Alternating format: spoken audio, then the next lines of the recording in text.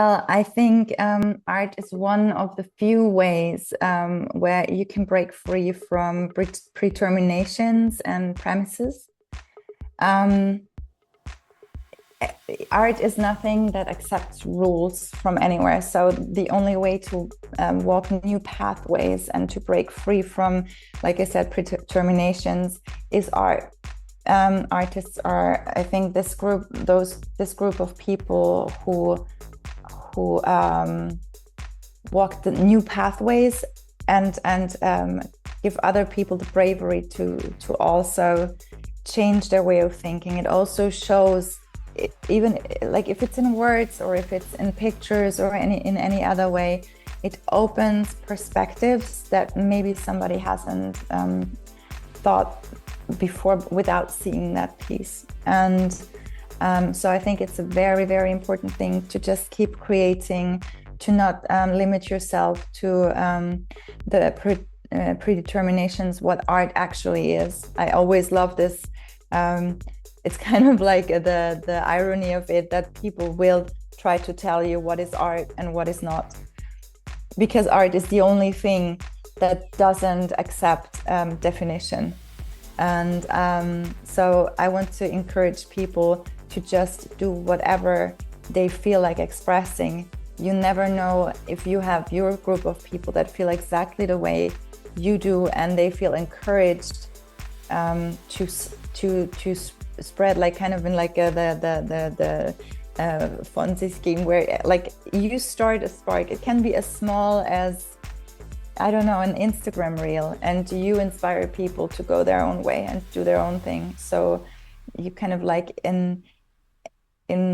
indicate like a little virus, and that can go really big. So just do your thing. Don't worry about if somebody thinks it's weird or it's not good or whatever. Just do it. You never know where it goes.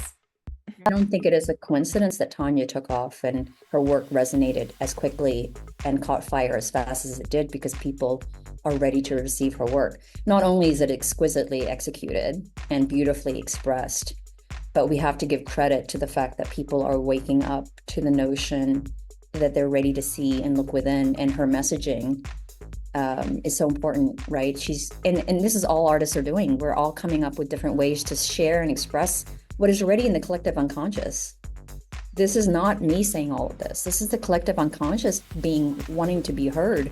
And we have artists and dancers and musicians and singers trying to express the same thing. And whatever expression that is, you might hear it, but somebody else may not hear it. And that's all that's happening. And it's beautiful, which is why this movement is important. More of us need to get out there and express it. I feel like I've already seeded all of it throughout the entire conversation, but our role is simply to reflect what the collective unconscious, Mother Earth and Spirit and God wants us to speak out loud in the expression in which, and the gifts in which we're able to express it. So whether that's visual art, music, dance, spoken word, whatever that is, let's speak on her behalf and allow people to receive it in the way that they can receive it. The will to help, the will to use your knowledge, your skills, your life, and support any ideas. I encourage, be open to anything, whatever feels. You can't help everything. You focus on something that is passionate to your heart, your energy, the hard work, and the full dedication. Without expectations. When you give. And it's an inner thing. It's an inner thought process where only the ultimate knows if you're sincere enough or not. And it's a very playful game that once you tap to that realm, I think you become almost unstoppable. I always believe that if you can imagine words in your head, I mean words in the way they are composed, or in the way that they come to you through inspiration. If you can imagine it and put it on paper, what is stopping you from creating the world we want? So for me, the role of the artist is to create. I mean, it's about building that consciousness, conscientizing society. Some of us, we grew up listening to some kind of songs that kind of influence our lifestyle. It's that deep that art can influence lifestyle. The kind of music, I used to say this some time ago that it's not like I'm holier than thou, but if I can entertain in a positive way, in a way that could bring about change, then maybe the world may find some balance. So I believe that everything in life can be represented through art. I mean, in this case, every form of injustice that exists out there can be represented through art, just like the previous speaker. There was a lot of thematic elements that one could glean from, her pieces. So I believe that creating that and people seeing that, become conscious of that if it's a problem, and then ultimately it opens up a debate channel for people to be able to talk about things. I mean, art enables people to talk about things. And once people can talk about things and engage in a way that is more meaningful, I believe that with critical thinking and all that, it's going to spark, just like Tupac said, that he's going to create the art that is going to spark the minds that will create the ideas that, kind of change the world. So I just believe art as a role for me is just to keep creating. And I believe that creating is going to also usher in a new and a better world. So art is for the future. And just finally to say, today's art is tomorrow's refuge. I have two reflections on this question. They come with very recent conversations and experiences. And one of them is art being this authentic voice in the world. If speaking as myself, I haven't been associated with anything since the beginning of my career. I collaborate with governments or international organizations, but it's just a form of collaboration. I was able to touch upon people's heart and make contacts because I was authentic.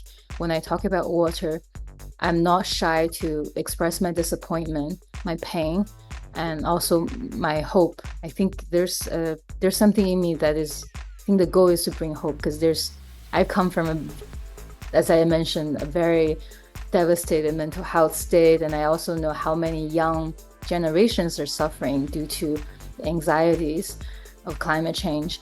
And my job right now, especially through the NGO that we've built, is to bring hope through art, bring hope by also uniting different sectors in our societies to work out solutions. That's my practical side. So I think art is that uniting force, the authentic voice that bring out everyone's authenticity without the jargons of, I'm gonna get fired, like if I. But she's an artist. She can speak about things we're afraid. So that's kind of like my from speaking from my experience. Hopefully, I don't get put in prison anytime. But anyway, reflection I have is actually I was thinking about how art is kind of escaping the political dialogues.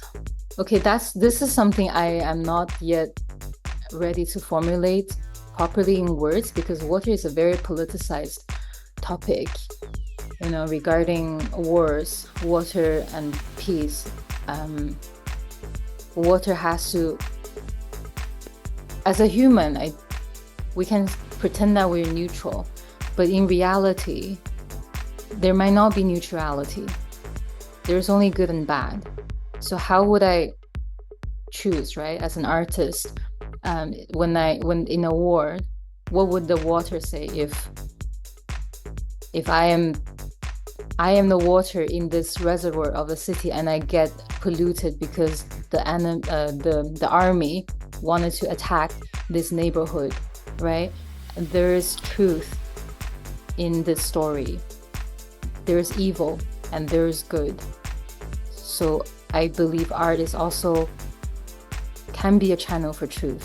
I think as a society, we're very, very detached from nature. And the way I always like to use my art, not only for like direct artivism, but is to just engage people back to nature. And I think that's such an important step in moving in any direction with conservation, is people have to care about something, and to care about something you have to know about it.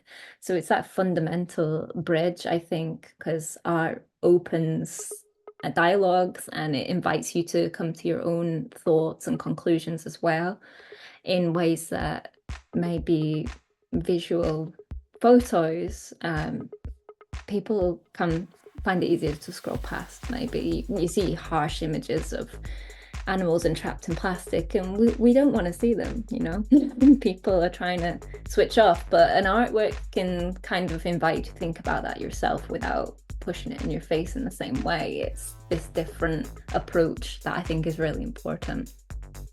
I think it's so interesting to hear everyone's answer to this, and we all say it differently, but I think essentially we seem to be echoing the same sentiment. And it's just to drive engagement, I think, start the conversations. You know, I don't think we, you know, my view as an artist is I'm not going to change the world, but I could maybe change one person's opinion, or I could just open one person's eyes to a different topic, a different species that they've never known of. And what the kind of butterfly effect from that is, you could hope, and if you're positive about it, you could hope it drives change. But I think our role as artists is to just open up conversation, to open up engagement, and to kind of, we've got the unique, well, not the unique ability, we've got the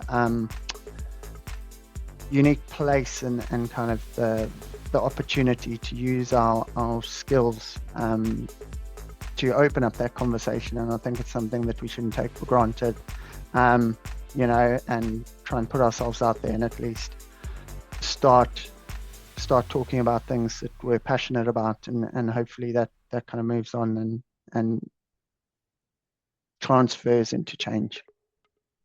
I think first thing that comes to mind was, I've been trying to think about what the world was like before modern humans, when everything was in balance, and was quite happy being in balance. And then modern humans came along and just started changing the environment to suit themselves, even though they were a product of a particular environment. And then they weren't satisfied with that, with any one particular environment, so they went to every environment except Antarctica in the long run. And even there's sort of token settlements.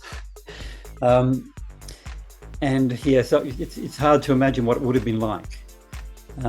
So in a lot of ways, we are the problem. You know, where all these animals are facing extinction for one reason, and that's because of modern humans. So we are the problem, but that also means that we've got to be the solution. Probably just means that, you know, we're quite a young species in terms of how long species tend to last. So we're probably just in the early stages of growing up, and we really need to grow up a lot faster so that we understand the consequences of our actions. You know, everyone knows about crossing planetary boundaries and things like that. But what can one person do? I think Cole was the one who mentioned that, you know, what can one person do? And as I said before, my medium is words and telling stories that affect people emotionally. And I guess that's related to the poem I'm going to read too.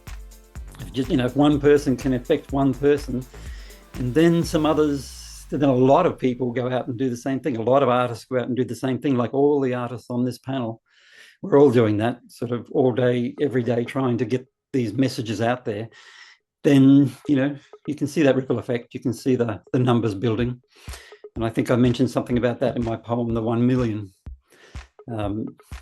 People going out and spreading the word and getting more and more people on board. And sooner or later, there'll be a tipping point that's a good tipping point. where the majority of people actually care about what's happening to wildlife, which is important because in the end, biodiversity is what creates the life support systems of the planet. And because we're messing with that, we're in trouble. Let's just say we're in trouble at the moment.